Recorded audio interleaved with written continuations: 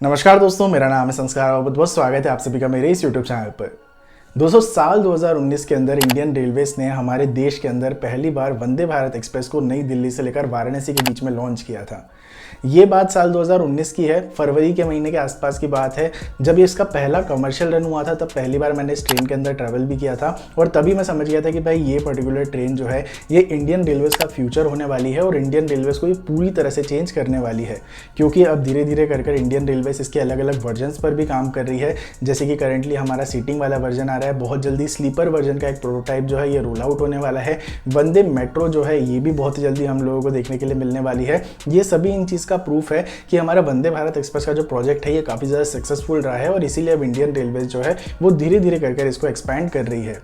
और इसीलिए भी धीरे धीरे कर इंडिया के अंदर एक्सपैंड करते करते अब हमारी वंदे भारत एक्सप्रेस जो है ये ग्लोबल मार्केट में भी आप लोगों को देखने के लिए मिलने वाली है। अब इसके लिए इंडियन रेलवेज का क्या पूरा प्लान है और किस तरह से वंदे भारत एक्सप्रेस को एक्सपोर्ट किया जाएगा, आज की इस वीडियो में हम लोग इसी चीज़ को समझने वाले हैं। तो वीडियो शुरू करने से पहले अगर आप लोग चैनल पर पहली बार आए हैं और इसी तरह की वीडियोज़ देखना पसंद करते हैं तो चैनल को सब्सक्राइब करके बेल नोटिफिकेशन को जरूर से ऑन कर लीजिएगा।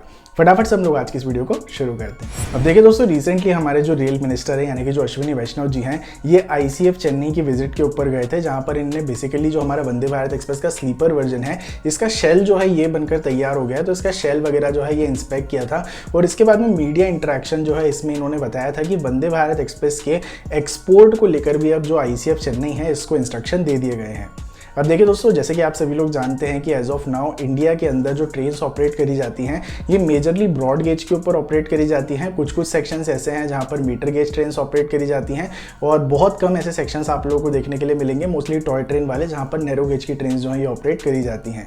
एज ऑफ नाउ इंडिया के अंदर स्टैंडर्ड गेज जो है ये इस्तेमाल नहीं किया जाता है, स्पेसिफिकली इंडियन रेलवेज के अंदर, और इसीलिए अभी तक इंडियन रेलवेज के पास में मेजरली स्टैंडर्ड गेज के जो रेक्स हैं ये बनाने का इतना ज़्यादा एक्सपीरियंस नहीं है।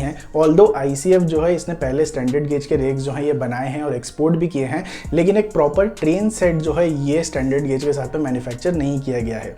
और इसीलिए अभी हमारे जो अश्विनी वैष्णव जी हैं इन्होंने ICF के जो इंजीनियर्स हैं इनको एक तरीके से आप बोल सकते हैं इंस्ट्रक्शन दिए हैं कि अब ये लोग वंदे भारत एक्सप्रेस के स्टैंडर्ड गेज वाला जो वर्जन है जो कि इंटरनेशनली ज़्यादा चलता है, इंटरनेशनल मार्केट में अगर आप लोग जाएंगे तो मोस्टली जो आप लोगों को ट्रेन देखने के लिए मिलती हैं ये स्टैंडर्ड गेज के साथ में ही देखने के लिए मिलती हैं। और इसीलिए अश्विनी वैष्णव जी जो है उन्होंने इंजीनियर्स को इंस्ट्रक्ट किया है कि वंदे भारत एक्सप्रेस के स्टैंडर्ड गेज वाले जो वर्जन है इसके ऊपर अब धीरे धीरे कर काम करना जो है ये शुरू किया जाए। तो अभी तो भाई सबसे पहले तो डिज़ाइनिंग ही आती है, क्योंकि स्टैंडर्ड गेज जो है इसमें जो ट्रेन है ये कंपैरेटिवली थोड़ी छोटी भी हो जाती है, तो डिज़ाइनिंग जो है ये पूरी तरह से नहीं करनी पड़ेगी।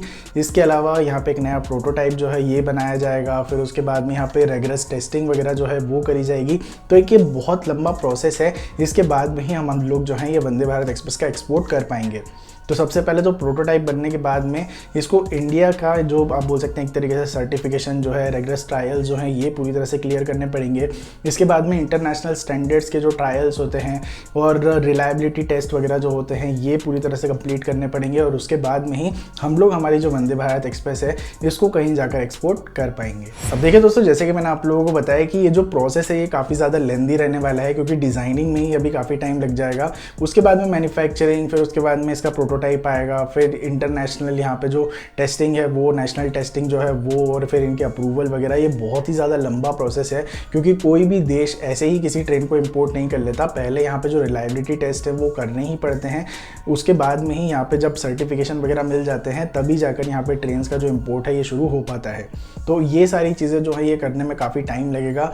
ऑन एन एवरेज अश्विनी वैष्णव जी जो है इनके अकॉर्डिंग बताया जा रहा है कि ऑलमोस्ट 4 से 5 साल का टाइम जो है ये अभी लगने वाला है।